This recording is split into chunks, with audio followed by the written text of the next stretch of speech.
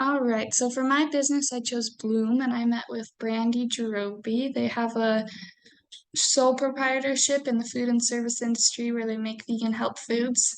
A little bit about their business. They recognized the opportunity because they moved out of state actually, and then for a few years, and then they ended up coming back for family reasons, and the Crush was selling at that time, so they just took over Crush.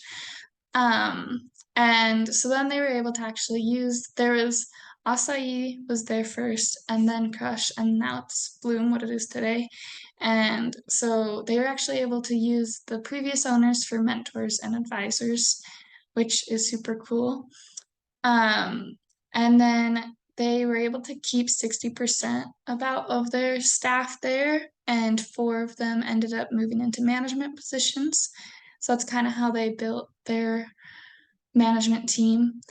And then it's kind of awesome. Some critical resources they have are from local bakeries. Their bread comes from Great Harvest, and a local bakery also makes their oats and like granola topping stuff. And but the rest of it, they started at the tail end of COVID, so they just kind of had to take what they could get.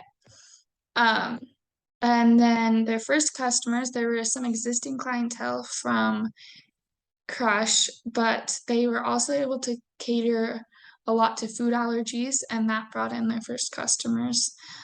Um, and all of this growth was financed. They actually were able to sell a vacation rental up in Bear Lake and pay all of this in cash, which is super impressive. Um, and so then today they finally feel like they're at where they've always wanted to be. There's lots of growth and potential still. They're talking to USU and there might be some like potential there in the near future.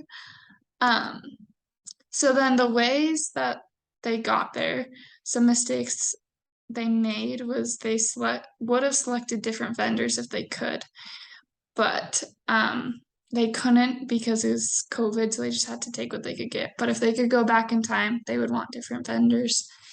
Um, and then the resources they used that were super critical to building what their business is today was branding.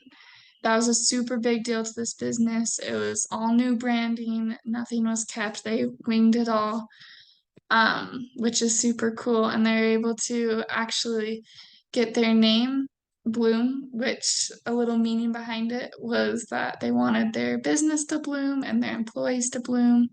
And so I think that just like helps drive the passion and is super cool. Some ultimate keys to success.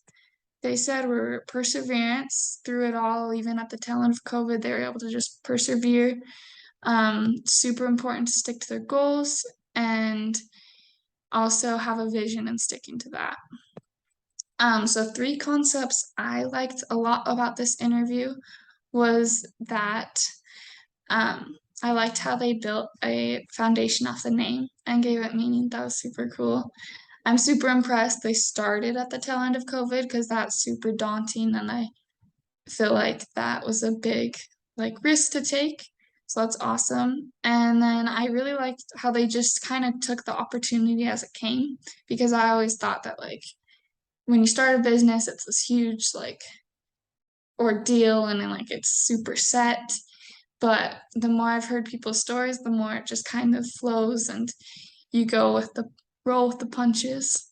So, how I feel like I can apply those concepts to my new venture is just kind of going with the flow, trying to um, just start against the odds and see where that takes me.